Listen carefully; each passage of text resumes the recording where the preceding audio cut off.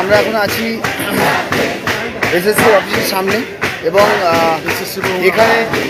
এখানে আমরা এখনও পর্যন্ত চেয়ারম্যানকে কিন্তু ঘেরাও করে রেখেছি এবং এখানে কাল রাত থেকে আমরা আছি। আপনারা সবাই জানেন যে আমরা কাল রাত থেকে এখানে আছি।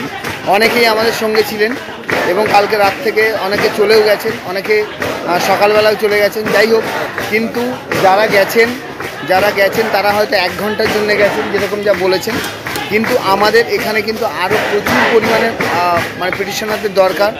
এদের যা শর্ত, সেই শর্ত কিন্তু আমরা মানতে পারছি না এবং আমরা মানিও নি কালকে থেকে। সেই জন্যই আমরা রাস্তায় বসে আছি এবং আজকেও বসে থাকবো, কালকেও বসে থাকবো। এই বসে থাকার কোনো শেষ নেই। সুতরাং যারা যেখানেই আছেন, যেভাবেই আছেন, পুলিশের সংখ্যা আস্তে আস্তে বাড়ছে। সুতরাং আমাদেরকে সেই রকমভাবেই প্রিপারেশান নিতে হবে যাতে সেই জায়গাটাকে আমরা মোকাবেলা করতে পারি।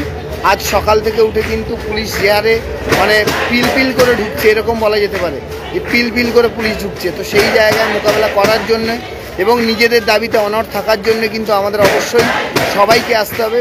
সমাজের সমস্ত স্তরের মানুষকেই কিন্তু আসতে হবে এখানে, আমরা আহ্বান জানাচ্ছি। আর শুধু তাই না, আমাদের মঞ্চের যারা পিটিশনার আছেন বা 2016 যারা এই বঞ্চিত যে চাকরি প্রার্থী, তাদের সবাইকে কিন্তু আমরা এখানে আহ্বান করছি যত শীঘ্রই সম্ভব এখানে আসতে পারবেন, ততই কিন্তু সুবিধা হবে। কারণ পুলিশ যদি আস্তে আস্তে এভাবে বাড়তে থাকে তো আমাদের এখানে টিকে থাকাটা খুব মুশকিল হয়ে যাবে। যারা ছড়িয়ে ছিটিয়ে আছে তাদেরকে ছড়িয়ে ছিটিয়ে আছেন তারা সবাই এখানে চলে আসবেন, লেট করবে না, প্রত্যেকে গেটগুলো গার্ড করুন। আর দ্বিতীয়ত হচ্ছে, ওনারা আমাদের মধ্যে যে ডিভিশনটা করার চেষ্টা করছে সেটা আমরা কালকে আটকে দিয়েছি, তবে ওনারা নোংরামুগুলো এখনও চালাচ্ছেন। আর যারা সুশীল নাগরিক আছেন তারা অবশ্যই আমাদের সঙ্গে আসবেন, আমাদের সঙ্গে লাইনে হাঁটবেন।